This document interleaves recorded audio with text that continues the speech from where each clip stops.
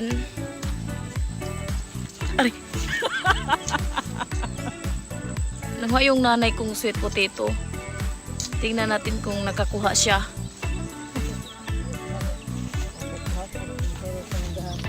Kay gahapon kay nagkuha man siya. Ayan yung ano namin, opo na gulay. Yung iba, ginulay na namin, kinain na. May isa pa doon. Ayan.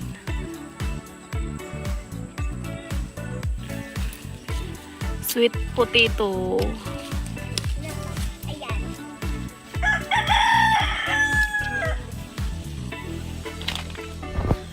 Sa panahon ngayon, kailangan na natin magtanim ng mga vegetables para hindi tayo mahirapan. Lalo na sa panahon ngayon na maraming mga niyog ang nasira. So, yan po yung mga niyog namin. Nasira siya sa bagyong Odette. So, ayan siya, yung mga tinatanim ng nanay ko. Battle gourd po siya. Yan po yung ano niya. Ayan. Nandun pa siya sa harapan. Ayan. Yung iba, kinukuha na namin, ginugulay na. Masarap ka siya lagyan ng sardinas. Ayan, nagtanim din yung nanay ko ng sweet potato.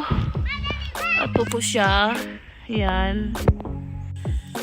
Ayan yung bunga niya. Kunti na lang yung natira. Ito. Ayan yung malaki. Kunin namin yan pag gusto na namin kunin. Ito po yung view sa paligid namin dito sa probinsya. Ayan, marami siyang niyog. Ayan, there's also one papaya, banana tree, cassava tree, and there's also sweet potato here. Yan. Ito po yung view niya.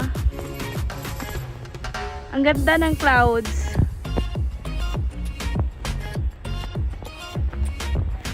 May ano pa doon, vegetables. So, tingnan natin. Wala na sigurong bunga. Hinarvest na kahapon. Ginulay na. Ayan, may isa pa doon. Ayan.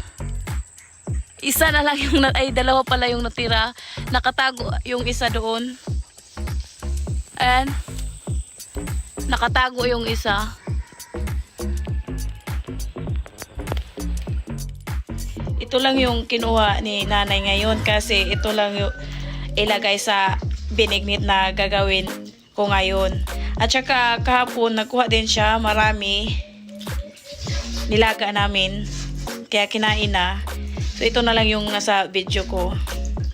May white potato. Pero matamis siya. At saka red. Ito, red siya. Matamis siya puro.